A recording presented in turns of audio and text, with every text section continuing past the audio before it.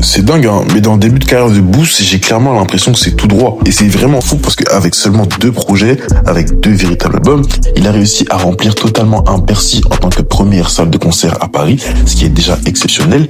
Et à côté, les certifications pleuvent. Et d'un côté, c'est pas forcément étonnant parce que c'est de la musique, on va dire, qui plaît à beaucoup de gens. C'est vrai que d'apparence, ça fait quand même très musique d'étudiante, on va dire, je sais pas si vous captez ce que je veux dire, au niveau de la voix, au niveau des rythmiques. Mais en même temps, il arrive à dégager une certaine personnalité, il arrive à dégager une certaine mélancolie, ce qui fait que beaucoup de gens arrivent à s'orienter, beaucoup de gens arrivent à se représenter à travers lui, et c'est un peu ça la force de Boost quand tu vois ses 2 premiers projets, Depuis le temps et Si j'échoue. À chaque fois, ça reste des sons très tristes, très mélancoliques, très nostalgiques, et qui passent très bien notamment le soir en chop ou quoi que ce soit. Mais de l'autre, il a pas forcément la recette pour faire des hits, comme beaucoup d'autres gens, on va dire, l'ont pu faire. Quand tu vois ses sons les plus streamés, des sons comme Ça parle mal, Mon nom, Je vais où, Nowhere, c'est pas forcément des sons, on va dire, qui sont directement, instantanément faits pour être dans le top. Donc c'est assez étonnant, même parler de Booba, à la limite Mirage, ce sont les 2 seuls sons vraiment qui sont calibrés pour faire hit, ce qui fait qu'au final, la fanbase a l'air d'être super dévouée, et que même si c'est pas forcément le mec qui fera toujours l'unanimité, on dirait que la base est super solide, et ça a été très bien fondé.